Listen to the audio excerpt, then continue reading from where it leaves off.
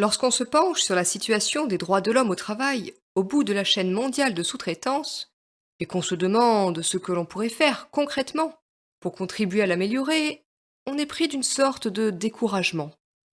La situation semble en effet relever de la fatalité, et vouloir la changer relever des causes perdues. Pourtant, en matière de promotion du respect des droits de l'homme au travail, il y a des précédents. Il existe bien des pays, partout dans le monde, qui, après avoir connu des périodes sombres, ont réussi à faire respecter le droit et s'en sont plutôt mieux portés. Leur exemple montre qu'aux défis que pose la défense des droits de l'homme au travail, il n'y a de réponse possible que progressive, globale et résolue. Progressive, car des remises en cause ou des bouleversements brutaux créent généralement plus de problèmes que de solutions.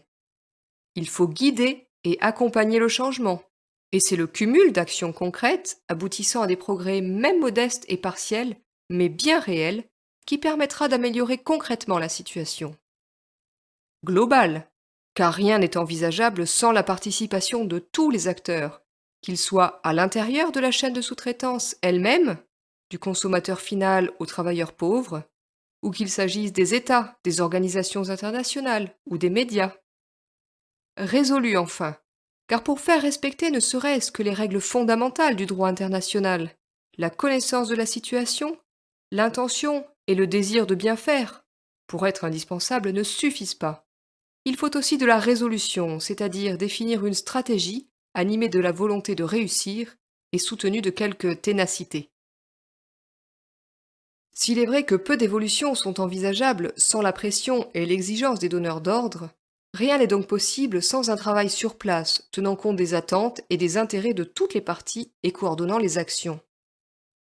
Face à la complexité et souvent à l'ambiguïté des situations, toute approche segmentée du type un problème, une solution aboutit en général à déplacer le problème au lieu de le résoudre.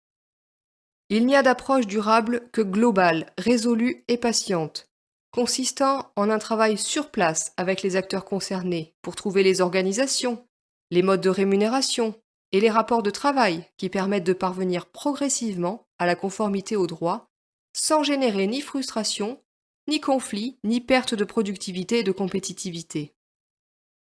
RHSF a la vocation, l'expérience, la capacité et le désir de venir aider ceux qui veulent faire cette démarche globale de remédiation, qui consiste à repenser la chaîne qui va du donneur d'ordre au travailleur, en passant par les intermédiaires et l'ensemble des parties prenantes.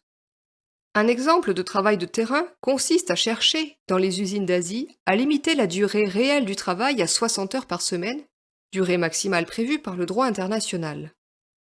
L'enjeu et la difficulté sont bien d'y parvenir sans réduire la rémunération globale des travailleurs, qui alors se sentiraient légitimement lésés et frustrés, et sans compromettre la rentabilité ou la compétitivité des entreprises qui les emploient, qui alors perdraient les marchés et opposeraient légitimement une résistance déterminée à tout changement. Pour RHSF, une chose est sûre, c'est possible. La preuve, nous l'avons fait. Si vous êtes concerné par le problème du respect des droits de l'homme au travail, que ce soit en tant que citoyen de bonne volonté, ou bien parce que vous êtes professionnellement concerné, ou encore parce que vous devez rendre compte ou informer de la réalité des faits, vous pouvez commencer par poser les quelques questions suivantes en fonction des situations. Quelles sont les valeurs de l'entreprise donneur d'ordre? Sont-elles visibles? Les acheteurs sont-ils évalués par des indicateurs clairs par rapport à ces valeurs? Et dans quelle proportion par rapport aux indicateurs d'efficacité économique immédiat? Quelle est la longueur et le niveau de transparence de la chaîne qui va du donneur d'ordre au travailleur? Y a-t-il un faisceau d'indices pouvant laisser penser que l'on est en face de cas de travail forcé? Dans quel pays et dans quel secteur d'activité la production est-elle réalisée? Ces pays et ces secteurs présentent-ils des risques particuliers et connus dans le domaine? Que disent le droit local et le droit international? Les travailleurs concernés ont-ils les moyens de connaître et de faire valoir leurs droits?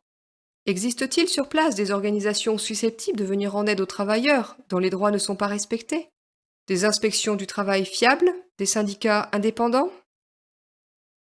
Finalement, si vous ressentez la situation de nombreux travailleurs dans le monde comme inacceptable et partagez notre réprobation, si vous partagez l'idée qu'une évolution est possible et préférable aux violences des révolutions, Si vous pensez que la reproduction des modèles d'exploitation qui ont eu cours lors du démarrage économique de l'Occident est une étape qui peut être dépassée partout dans le monde pour le plus grand bénéfice de tous, si vous êtes avec nous convaincu que la solution passe par des actions concrètes, menées avec constance, lucidité et résolution, et dans le strict respect des intérêts légitimes de toutes les parties prenantes, si enfin vous partagez la conviction qu'il n'y a d'action de remédiation à la situation actuelle que résolue et globale, c'est-à-dire impliquant la totalité des acteurs et intermédiaires de la chaîne d'approvisionnement, alors unissez au nôtre votre capacité d'action, votre expérience, vos talents, vos efforts, votre volonté.